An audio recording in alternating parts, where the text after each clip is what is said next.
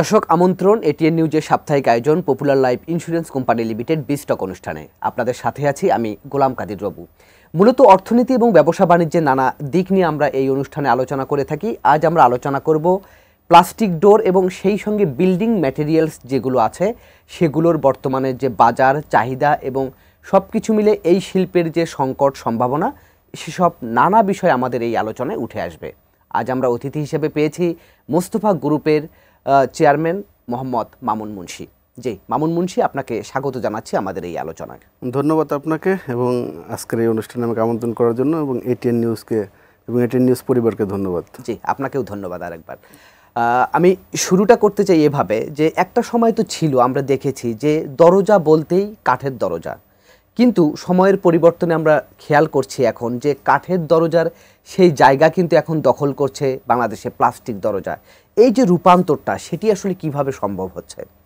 নির্মাণ শিল্পে প্রত্যেকটা জায়গাতেই ডেভেলপমেন্ট আসছে এবং কাঠের দরজা একই রকম আপনি একটা ন্যাচারাল প্রোডাক্ট একই টাইপের পাবেন, কিন্তু প্লাস্টিক ডোরটা আসার পরে এটা ব্যাপক ডিজাইন এবং সহজলভ্যতার একটা ব্যাপার কাজ করছে এখানে এবং ইজি ইনস্টলেশন ছিল এবং বাংলাদেশে যে কোনো জায়গাতে আপনি এই প্রোডাক্টটা পাবেন, সহজে বহনযোগ্য এবং স্বল্প সময়ে আপনি প্রোডাক্টটাকে উৎপাদন করতে পারতেছেন। অপেক্ষা করতে হচ্ছে না, আপনাকে অপেক্ষা করতে পারতেছেন। আপনি মনে করেন এখন অর্ডার দিচ্ছেন, বিকালে মনে করেন নিয়ে প্রোডাক্টটা লাগাইতে পারতেছেন। এই সহজলভ্যতার কারণে এবং এটা প্রোডাক্টটা আপনার ওয়াটার প্রুফ হওয়ার কারণে মানুষ এখন বেশি এই প্রোডাক্টটার দিকে ঝুঁকতেছে এবং এটার লংজিভিটি অনেক বেশি। এখন যে বাজারে যে ডোরগুলো আসছে সেটা লংজিভিটি দেখা যায় 50 বছরে আপনার এই প্রোডাক্টটা কোনো সমস্যা হচ্ছে না, যেমন ঘুণে ধরবে না বা পানিতে নষ্ট হবে না, পোকামাকড়ে সমস্যা করতেছে না। কিন্তু আপনার উডেন ডোরগুলো থেকে এই সমস্যার কারণে মানুষ ওখান থেকে সরে আসছে বেসিক্যালি। তো আপনাদের তো ব্র্যান্ড হচ্ছে মোস্তফা ডোর। জি, মোস্তফা ডোর। তো আপনাদের ক্ষেত্রে তো আমরা লক্ষ্য করছি যে আপনাদের বিভিন্ন ভেরিয়েশনটা খেয়াল করছি, বিশেষ করে পিভিসি ডোর, ইউপিভিসি ডোর এবং একই সঙ্গে স্টিল, গ্লাস সব কিছু সংমিশ্রণ দিয়েও আধুনিক মানের যে ডোরগুলো সেগুলো আপনারা তৈরি করছেন।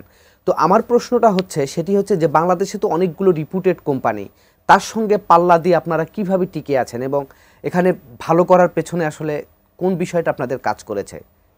ভালো করার পিছনে কাজ করেছে এখানে আমাদের যে এমডি ম্যানেজিং ডিরেক্টর আমার বাবা মোস্তফা মুন্সি, ওনার দীর্ঘদিনের এক্সপিরিয়েন্স এই পিভিসি সেক্টরে। আচ্ছা, ওনার অনুপ্রেরণায় এবং ওনার পরামর্শে আমরা এখানে এই কাজগুলো করে যাচ্ছি খুব সুন্দরভাবে, নিখুঁতভাবে। উনি সবসময় আমাদের ছায়া হয়ে কাজ করেন। যেহেতু ওনার দীর্ঘদিনের এক্সপিরিয়েন্স, ওটাকে কাজে লাগিয়ে আমরা যে কোনো কম্পিটিটরকে বিট করার চেষ্টা করি। এক্সপিরিয়েন্স ওনার? উনি পিভিসি লাইনের দীর্ঘ 14 বছর সাউথ কোরিয়াতে ছিলেন এবং সাউথ কোরিয়াতে কাজ করছেন। সেই এক্সপিরিয়েন্সটাই আমরা কাজে লাগাচ্ছি। একজন এফিশিয়েন্ট মানুষ এই বিশেষ করে এই সেক্টরটাতে পিভিসিতে, যার কারণে আমরা পিভিসি ট্র্যাকটাকেই বেছে নিয়েছি। মোস্তফা গ্রুপ বেসিক্যালি বিজনেস করে পিভিসি প্রোডাক্ট নিয়ে এবং বিল্ডিং ম্যাটেরিয়ালস নিয়ে। আমাদের প্রোডাক্টগুলোর মধ্যে মেইনলি পিভিসি ডোর, পিভিসি পাইপ এবং ওয়াটার ট্যাঙ্ক, বিল্ডিং ম্যাটেরিয়ালসটা নিয়ে আমরা কাজ করি। অনেক কম্পিটিটর আছে, অনেক থাকবে, কিন্তু আসলে ডিপেন্ড করবে কে টিকে থাকবে। এইখানে আপনার ডিপেন্ড করবে হচ্ছে ইফিশিয়েন্ট ম্যানেজমেন্টের একটা ব্যাপার আছে এখানে এবং দক্ষ জনশক্তি, যেটা আমাদের যেমন ম্যানেজমেন্ট লেভেলে রয়েছে এবং আমাদের সেলস টিম সহ ফ্যাক্টরি লেভেলে যে আমাদের ওয়ার্কার বা আমাদের কলিগ আছে, তারা প্রত্যেকেই নিজেদেরকে এখানে অনারশিপ নিয়ে কাজ করে। সো যার কারণে আমাদের এটাকে যে কোনো জায়গাতে বিট করতে সুবিধা হয়, প্রত্যেকেই নিজেকে মোস্তফা দাবি করে। এটা হচ্ছে আমাদের সবচেয়ে বড় অ্যাচিভমেন্ট। আচ্ছা, আপনি যে কথাটি বলছিলেন যে আসলে কে টিকে থাকবে সেটা নির্ভর করবে ম্যানেজমেন্টের উপর, এবং একটি কথাও তো আছে সার্ভাইভাল দ্য ফিটেস্ট। তো এখন আপনার কাছে আমি একটু জানতে চাই যে আপনাদের টিকে থাকার পেছনে আসলে কোয়ালিটির দিক থেকে আসলে অন্য কোম্পানির চেয়ে আপনারা পার্থক্যের জায়গাটা আসলে কোথায়? যে একজন কাস্টমার কেন আপনাদের প্রোডাক্টটা নেবে, বিশেষ করে মোস্তফা ডোর কিনলে সে একটা জিনিস এখানে নিশ্চিত থাকবে যে কোয়ালিটিতে কখনো মোস্তফা আপোষ করে না। আচ্ছা, কোয়ালিটিতে মোস্তফার প্রোডাক্টের কোনো প্রোডাক্টে তারা আপোষ করে না, এটা কাস্টমাররা বুঝে গেছে। তো যার কারণে কাস্টমার মোস্তফা ব্র্যান্ডের ডোর, পাইপ, ওয়াটার ট্যাঙ্ক বা যে প্রোডাক্টগুলো আছে সেটা তারা নিঃসন্দেহে নিতে পারে। এবং সারা বাংলাদেশে আমাদের ডিলারশিপ এবং ডিস্ট্রিবিউশন চ্যানেল রয়েছে, সার্ভিসেস টিম রয়েছে। আমাদের প্রোডাক্টগুলো তো সারা বাংলাদেশের যেখানেই আপনি চান না কেন পাবেন, অ্যাভেলেবেল পাবেন। আচ্ছা, আর হচ্ছে সামনে আপনাদের কি কি প্রোডাক্ট আসছে? আমাদের রিসেন্ট পেইন্টিং যে ব্রাশ, রোলার ব্রাশ, সেটা আমরা করছি। বেসিক্যালি আমরা চাচ্ছি যে আমাদের যে লাইনে দক্ষ ম্যান পাওয়ার আছে এবং যেটাতে আমাদের হিউজ নলেজ আছে, বিল্ডিং ম্যাটেরিয়ালস, অভিজ্ঞতা আছে, সেই সেক্টরটাকে আমরা বেছে নিয়েছি। যার কারণে আমরা এই বিল্ডিং ম্যাটেরিয়ালসের ধাপে ধাপে আমরা আগাচ্ছি, যে বিল্ডিং ম্যাটেরিয়ালসের প্রোডাক্টগুলো নিয়ে আমরা কাজ করছি। যেমন আমরা ফার্স্ট শুরু করেছি পিভিসি ডোরটা দিয়ে, এরপরে আমরা নিয়ে এসেছি pipe, PVC pipe, water tank. এখন আমরা মনে করি বিল্ডিং ম্যাটেরিয়ালসের যে প্রোডাক্ট, যেহেতু আমাদের roller brush, paint roller brush, ওটাকে আমরা মোস্তফা পেইন্ট ব্রাশ নামে বাজারে লঞ্চ করছি। আচ্ছা, আপনার কাছে একটা প্রশ্ন, সেটি হচ্ছে যে এখন তো আমরা দেখছি যে আপনাদের যে বিল্ডিং ম্যাটেরিয়ালস বলেন কিংবা প্লাস্টিক ডোরের যে বিষয়গুলো, সেগুলোর কাঁচামাল তো বেশিরভাগই বিদেশ থেকে ইম্পোর্ট করতে হয়। তো ডলারের এখন যে অবস্থা আমরা দেখছি, যদিও ডলারের দামটা তো এখন স্থিতিশীল আছে, একটা সময় ডলারের দাম আরও অনেক বেশি বেড়ে গিয়েছিল। তো এইটার প্রভাবটা আসলে কেমন পড়েছে এই শিল্পে? না, এটার প্রভাব তো পড়েছে, ডলারের প্রভাব অবশ্যই পড়ছে, কারণ বিশ্ববাজারে যখন র মেটেরিয়ালসের দাম বেড়েছে, প্রত্যেকটা ক্ষেত্রেই এটার ইফেক্ট পড়ছে, এবং তদ্রূপ বাংলাদেশেও আমাদের এই প্রোডাক্টগুলোর উপরে ইমপ্যাক্ট পড়েছে, এবং এটার প্রাইস কিন্তু অনেকাংশে বেড়ে গিয়েছে শুধুমাত্র ডলারের কারণেই। ধরেন এটার প্রাইস 15 to 20% কিন্তু অলমোস্ট প্রাইস বেড়েছে এই ডলারের কারণে। ডলার যদিও এখন আপনার মার্কেটে আছে অ্যাভেলেবেল, কিন্তু রেটটা তো অনেক বেশি। দাম বাড়ার কারণে কি বেচা বিক্রি কমে গেছে কিনা? হ্যাঁ, এইটা আসলে তো ওভারঅল ইকোনমিটাই আপনার ফল ডাউন করছে, এবং আপনার যে ইনফ্লেশনের কারণে অবশ্যই বেচাকেনি কমছে। কারণ মানুষ তো বিল্ডিংটা কখন করবে, সে যখন তার খাবার খরচ এবং তার নিত্য প্রয়োজনীয় চিকিৎসা, বাসস্থান সবকিছু করার পরে কিন্তু তখন সে চিন্তা করবে একটা ডেভেলপমেন্টের যাওয়ার জন্য, একটা বিল্ডিং তৈরি করার জন্য। এবং এটা আমরা এখন যেটা টিকে আছি, বেসিক্যালি আমরা 3টে ক্যাটাগরিতেই বিজনেসটাকে, কাস্টমারকে সেগমেন্ট করে থাকি। ধরেন যে ইন্ডিভিজুয়াল হোম বিল্ডার্স এবং ডেভেলপার, আর একটা হচ্ছে গভর্নমেন্টের। তো দুটা সেক্টর হচ্ছে খুব বেশি ইফেক্ট হয়েছে, যেমন গভর্নমেন্ট এবং ডেভেলপার সাইডটা। এখন আমরা টিকে আছি ইন্ডিভিজুয়াল যে হোম বিল্ডার্সগুলো আছে, যারা বিদেশ থেকে এভিডেন্স পাঠায়, তাদের বেসিক্যালি ব্যক্তিগতভাবে যারা ব্যক্তিগতভাবে তাদের কিন্তু উদ্দেশ্য ডলার বাংলাদেশে আসলে তারা চিন্তা করে একটা ল্যান্ড কিনবে অথবা একটা বাড়ি বানাবে। তো সেই কাস্টমারগুলো কিন্তু এখন আমাদের কাছে আছে। বাট অন্য আদার্স বড় যে দুটো সেক্টর, গভর্নমেন্ট এবং ডেভেলপার্স, যারা কিনা থানা লেভেল বা বিভাগীয় শহরগুলোতে আপনার যারা বাড়ি বানাচ্ছে, সেলস করছে, ফ্ল্যাট সেলস করছে, এই সেলসটা অনেক বেশি ফল করেছে। আচ্ছা, তার মানে বোঝা যাচ্ছে যে মূল্যস্ফীতির একটা বড় প্রভাব পড়েছে এই সেক্টরে। জি, মূল্যস্ফীতির প্রভাব এখানে পড়েছে। তাহলে আপনারা এখন যেহেতু মূল্যস্ফীতির যেহেতু একটা চাপ আছে, যেটা আপনি বললেন, অন্যদিকে আপনার প্রোডাক্টের দাম বেড়েছে, অন্যদিকে বিক্রি কমেছে, তাহলে এই দুয়ের মধ্যে আপনারা সমন্বয়টা কিভাবে করে ব্যবসাটা আসলে টিকিয়ে রেখেছেন? এই প্রশ্নের উত্তরটি আপনার কাছ থেকে আমি জানবো, তবে তার আগে নিচ্ছি ছোট্ট একটি বিরতি। দর্শক, আপনারা দেখছেন popular life insurance company limited বিস্টক। এবার নিচ্ছি ছোট্ট একটি বিরতি, আমাদের সঙ্গেই থাকুন।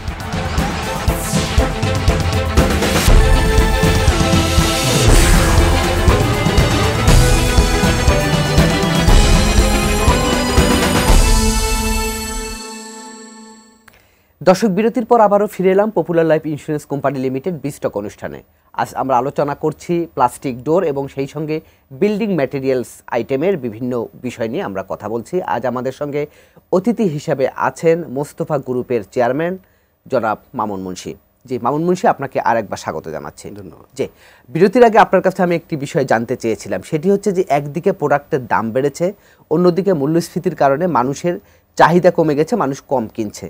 তো এখন আপনার কাছে আমার প্রশ্ন, আপনারা যারা বিজনেস করছেন তারা এই সংকটকে কিভাবে আপনারা টিকে আছেন, কিংবা এই দুয়ের সমন্বয় কিভাবে আপনারা করছেন? এই জায়গাটাতে আসলে আপনার এফিসিয়েন্ট ম্যানেজমেন্ট কাজ করে, যে কিভাবে আসলে এটা সমন্বয় তারা ঘটাবে। এখানে ইন্টারনাল কিছু ইনপুট এখানে থাকেন, যেটা দিয়ে তারা কি করেন, এই ক্রাইসিসগুলা মোকাবেলা করেন। যে কথা আছে সার্ভাইভাল অফ দ্য ফিটেস্ট। তো আসলে আপনাকে এই সময়টাতে টিকে থাকতে হবে। আপনাকে আসলে প্রফিট করার সময় এখন না। আপনি যদি বিজনেস টিকে থাকে, আপনি কিন্তু প্রফিট করতে পারবেন। আসলে আমরা এই সময়গুলোতে নতুন মার্কেট অথবা আসলে কোন প্রোডাক্টটা এই সময়, যেহেতু মানুষের বাইং পাওয়ার কমে গেছে, আসলে কোন টাইপের প্রোডাক্টটা সে এখন পারচেস করতেছে, আমাদের ওই দিকটাতে ফোকাস দিতে হয়। এবং যখন এটা হয় তখন আমাদেরকে আরও ইন্টারনালি ফ্যাক্টরি লেভেলে কিছু কাজ করতে হয়, ম্যানেজমেন্ট লেভেলে কিছু কাজ করতে হয়, যেটা দিয়ে কিনা আমরা এই ক্রাইসিসগুলোকে মোকাবেলা করি। ধরেন আপনি করোনার সময় কিন্তু আমরা পার করে আসছি, বন্ধ একদম শাটডাউন ছিল বিজনেস, সেখানে কিন্তু আমরা ওভারকাম করে আসছি। এরপরে ধরেন আমাদের করোনা গেছে, আপনার ইউক্রেন রাশিয়ার যুদ্ধ গেছে, সেই সময়গুলো কিন্তু মন্দা গিয়েছে, সেগুলো কিন্তু আমরা পার করে আসছি। ব্যবসায়ীরা আসলে প্রতিদিনই এই যুদ্ধক্ষেত্রের মতো পার করে, প্রতিদিন চ্যালেঞ্জ। তো চ্যালেঞ্জটা মোকাবেলাই আমাদের কাজ আর কি, এবং আমরা আশা করছি এই চ্যালেঞ্জও আমরা হয়তো মোকাবেলা করবো ইনশাল্লাহ। হ্যাঁ, তবে এইখানে গভর্নমেন্টের এবং গভর্নমেন্ট রেগুলেটর যদি সহযোগিতা এবং ব্যবসায়ী মনোভাব নিয়ে আগে আসে ব্যবসায়ীদের সাথে, তাহলে আমার কাছে মনে হয় এটা আরও বেশি সহজ হবে, আরও বেশি দ্রুত সময়ের মধ্যে আমরা এই সমস্যাগুলোকে সমাধান করতে পারবো। আচ্ছা, আরেকটি বিষয়, যেহেতু ইনফ্লেশনের কথা আপনি বললেন, যে মূল্যস্ফীতির কারণে মানুষের আসলে এই জিনিসগুলোর উপর চাহিদা কমে গেছে, স্বাভাবিক, মানুষ তো তার খাবার খরচ মেটাতে হিমশিম খাচ্ছে। তো আরেকটা বিষয়, যে সরকার তো মূল্যস্ফীতি নিয়ন্ত্রণ করার জন্য সুদের হারটি বাড়িয়ে দিয়েছে, কিন্তু এই সুদের হার বাড়ানোর ফলে কি আপনারা কোনো সমস্যা ফেস করছেন কিনা? না, এইটা আসলে আমাদের গভর্নমেন্ট বা বহির্বিশ্বে অনেক ক্ষেত্রেই ইনফ্লেশন হইলেই তখন তারা চিন্তা করে যে ইন্টারেস্ট রেট বাড়ায় দাও। আসলে এটা আমার যথেষ্ট ডাউট আছে যে শুধুমাত্র ইন্টারেস্ট রেট বাড়াই দিয়ে কি আপনি এটা কন্ট্রোল করতে পারবেন কিনা। এটা শুধুমাত্র ইন্টারেস্ট বাড়াই এটা কন্ট্রোল হবে না। এখানে যখন ইন্টারেস্ট রেট আপনাকে বাড়তেছে, তখন কিন্তু আমি নতুন ইনভেস্টমেন্টে যাওয়ার ব্যাপারে আমাকে চিন্তা করতেছি 10 বার, আমি কিন্তু নতুন ইনভেস্টমেন্টে যাব না। সো যখন আমি যাচ্ছি না, তখন কিন্তু আমার নতুন কর্মসংস্থান হচ্ছে না, এবং যখন এই পরিস্থিতি হচ্ছে, তখন কিন্তু আমি চেষ্টা করছি ইকোনমিক্যাল ওয়েতে যাওয়ার জন্য। কোম্পানিগুলো কিন্তু তাদের ক্যাশ ফ্লোতে সমস্যা তৈরি হচ্ছে, যখন আলটিমেট কিন্তু আপনার এই ইন্টারেস্ট রেট বাড়ায় কিন্তু ইনফ্লেশনটা আপনার কাভারেজ দিতে কন্ট্রোল হচ্ছে না।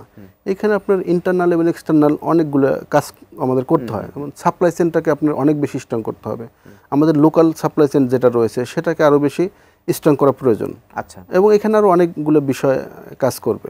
বাজার ব্যবস্থাপনা একটা বড় ফ্যাক্টর, সাপ্লাই এবং ডিমান্ডের যে ইস্যুটা আছে সেটাকে আপনি মিট আপ করতে হবে। আবার ইন্টারেস্ট রেট বাড়ার কারণে আপনাদের তো প্রোডাকশন কস্ট বেড়েছে, সে কারণেও কি জিনিসপত্রের, মানে আপনারা যে জিনিসটা তৈরি করছে সেটার দাম বাড়ছে কিনা? জি, ওই কথাটা বললাম যে আপনার যখন ইন্টারেস্ট রেট বাড়ছে, তখন তো আমি আসলে লস করে প্রোডাক্ট বিক্রি করবো না মার্কেটে। সো প্রোডাক্টের রেট তো অটোমেটিক্যালি বেড়ে যাবে। অটোমেটিক রেট যখন বাড়বে, তখন তো মানুষ সেই প্রোডাক্টটা আর কিনতে পারবে না। সো ইন্টারেস্ট রেটটার দিকে গভর্নমেন্টকে অবশ্যই দেখা উচিত, তখন বিজনেসটা হয়তো আরও স্মুথ হবে। আপনারা যারা এই খাতে যারা ব্যবসা করছেন, আপনাদের দীর্ঘদিনের একটা, আপনারা আমাদের কাছে বিভিন্ন সময় বলে আসছেন যে আপনারা ভ্যাট ট্যাক্স নিয়ে আপনারা প্রবলেমের মধ্যে আছেন। আসলে ভ্যাট ট্যাক্স নিয়ে আপনারা কি সমস্যা ফেস করছেন এখন? ধরেন এআইটি ছিল 5%, এটা কিন্তু 7.5% অলরেডি করে দিয়েছে। তো ইফেক্ট আসলে কার কাছে পড়বে? আমি হয়তো বা এখন দিয়ে আসতেছি, কিন্তু আলটিমেট কিন্তু এটার ইফেক্টটা ভোক্তা পর্যায়ে গিয়ে পড়তেছে। তো এটা কিন্তু আলটিমেট বিজনেসের উপর এটার ইফেক্ট পড়ছে। এবং শুধু এই জায়গাটাতে না, অনেকগুলো প্রোডাক্ট আছে। ধরেন যে আমরা একটা প্রোডাক্ট নিয়ে আসছি, say for example $1,000 per metric ton, কিন্তু এইটাকে অ্যাসেসমেন্ট হচ্ছে $1,500 বা $1,200। এই জায়গাগুলো আসলে আমাদেরকে অনেক বাড়তি টাকা গুনতে হচ্ছে, এবং এটার কোনো লজিক্যাল কোনো কারণ নাই, লজিক্যাল কোনো গ্রাউন্ড নাই এখানে। কিন্তু সরকারের তো রাজস্ব লাগবে, তাহলে সেক্ষেত্রে অল্টারনেটিভটা কি হতে পারে? সরকারের রাজস্ব তো অবশ্যই লাগবে। যখন আমি মাল বেশি আনবো, বেশি প্রোডাক্ট করবো, বেশি সেলস করবো, রাজস্ব তো অটোমেটিক্যালি সরকারের বাড়বে। আচ্ছা, না সেক্ষেত্রে আপনাদের পরামর্শটা কি হবে? আপনারা যে সমস্যাটা এখন ফেস করছেন ভ্যাট ট্যাক্সের ক্ষেত্রে, সেটা মানে সমাধানের ক্ষেত্রে আপনাদের পরামর্শটা কি?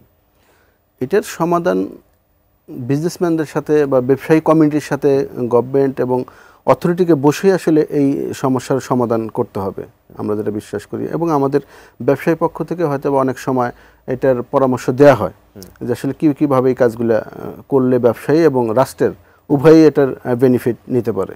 জি, মামুন মোল্লা, মামুন মুন্সি, আপনি থাকুন আমাদের সঙ্গে, আমরা আপনার সঙ্গে আরও আলোচনা করব। তবে তার আগে নিচ্ছি আরেকটি বিরতি। দর্শক, আপনারা দেখছেন popular life insurance company limited বিস্টক। এবার নিচ্ছি আরেকটি বিরতি, আমাদের সঙ্গে।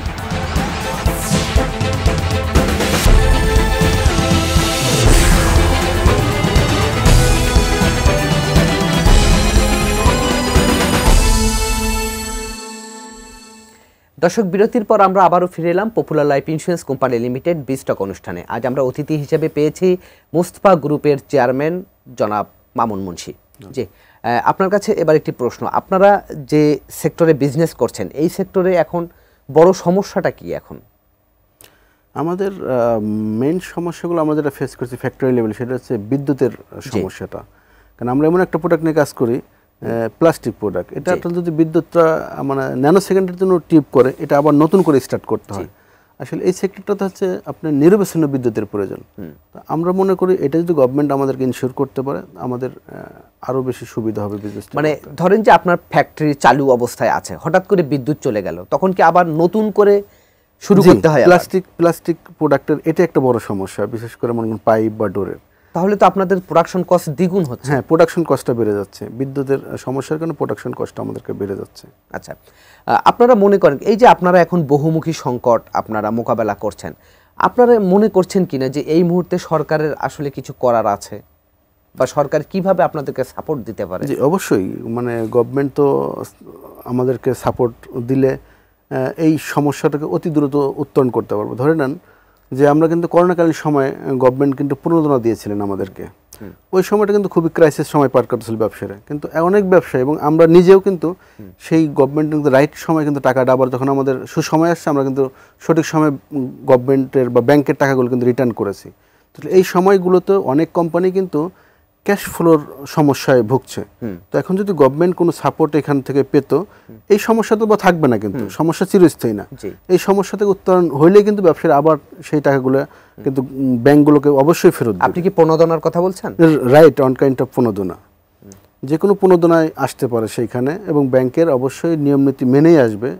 যেখানে যদি আপনি এখন এই জায়গাটাতে ব্যাংক যে ইয়াটা করছে এখন, যে তারা একটু কনজারভেটিভ ওয়েতে আগাচ্ছে। আসলে যখন ব্যবসায়ীদের ক্যাশ ফ্লোতে ঘাটতি আছে, এখন যদি আপনি কনজারভেটিভ ওয়েতে আগান, তাহলে কিন্তু এটা ব্যবসায়ীর বেশি ক্ষতিগ্রস্ত হবে। কারণ আমরাও কিন্তু প্রোডাক্ট মার্কেটে বিক্রি করতেছি ডিলারদের মাধ্যমে, আমাদের কিন্তু বাকি আছে, হিউজ বাকি আছে মার্কেটে। তো এই সময়গুলোতে আমার কিন্তু দুইটা ওয়ে আছে। সে কিন্তু হয়তো বা টাকা, আমি যদি বিজনেস বন্ধ করি তাহলে কিন্তু তার কাছে আমি টাকা পাবো না। আমরা কোন পলিসিটা অ্যাপ্লাই করবো এখানে? আমরা কি করছি যে ঠিক আছে ভাই, আপনি আগের টাকাটা ছোলো দেন, এখন আমি আপনাকে আবার নতুন করে দিচ্ছি। সে কিন্তু এটা বিক্রি করতেছে এবং আগের টাকা কিন্তু আমাকে রিটার্ন করতেছে। অপশন কিন্তু আমার দুটো, একটা হচ্ছে তার সাথে বন্ধ করতে হবে অথবা রানিং করতে হবে। বন্ধ করলে কি হবে, হয়তো আমি কেস মামলা করব, কিন্তু এইটা দিয়ে সমাধান না বিজনেসের। তো ক্রাইসিস সময়গুলোতে আমরা চাই গভর্নমেন্ট আমাদের পাশে থাকবে, ব্যবসায়ী কমিটির পাশে থাকবে, সেটা আমরা আশা করি। যে মামুন সাহেব, আমাদের আলোচনা একেবারে শেষের দিকে আমরা চলে এসেছি, তো সার্বিকভাবে আপনাদের এই প্লাস্টিক ডোর এবং বিল্ডিং ম্যাটেরিয়াল সেক্টর নিয়ে আপনার আর কিছু বলার আছে কিনা? এই সেক্টরটা আসলে আপনি ডেভেলপমেন্টের কথা চিন্তা করেন, তখনই আপনার কিন্তু বিল্ডিং ম্যাটেরিয়ালসটা চলে আসবে। তো এটার সম্ভাবনা বাংলাদেশে অনেক বেশি রয়েছে, কারণ বাংলাদেশ এখন ডেভেলপিং কান্ট্রি। তো এটার অনেক ব্রাইট ফিউচার আছে। এটা যদি মনে করেন এই সময়গুলোতে আমরা পার করতে পারি, ইনশাল্লাহ হয়তো ওদের ভবিষ্যতে খুব ভালো কিছু হবে বাংলাদেশে। আর নতুন যারা উদ্যোক্তা এই সেক্টরে আসবেন, তাদের জন্য আপনার কিছু বলার আছে কিনা? নতুন যে উদ্যোক্তা আসবে তাদের বিষয়ে একটা কথা হয়তো বলবো, আপনার যে সেক্টরে এক্সপিরিয়েন্স আছে, অনেক বেশি এফিশিয়েন্ট আপনি, সেই বিজনেসগুলোতে আপনি আসেন, তাহলে আপনি কিন্তু এরকম ক্রাইসিস মুভমেন্টগুলো খুব সহজেই আপনি অতিক্রম করতে পারবেন। জি, আমরা আলোচনার একেবারে শেষ পর্যায়ে চলে এসেছি। আপনাকে অসংখ্য ধন্যবাদ আমাদেরকে সময় দেওয়ার জন্য। আপনাকেও ধন্যবাদ এবং এটিএন নিউজ পরিবারকে ধন্যবাদ। জি, দর্শক, এই ছিল আজকের popular life insurance company limited বিস্টক। আগামীতে আবারও দেখা হবে অন্য কোনো বিষয় নিয়ে। সে পর্যন্ত ভালো থাকুন, সুস্থ থাকুন, এটিএন নিউজের সঙ্গেই থাকুন।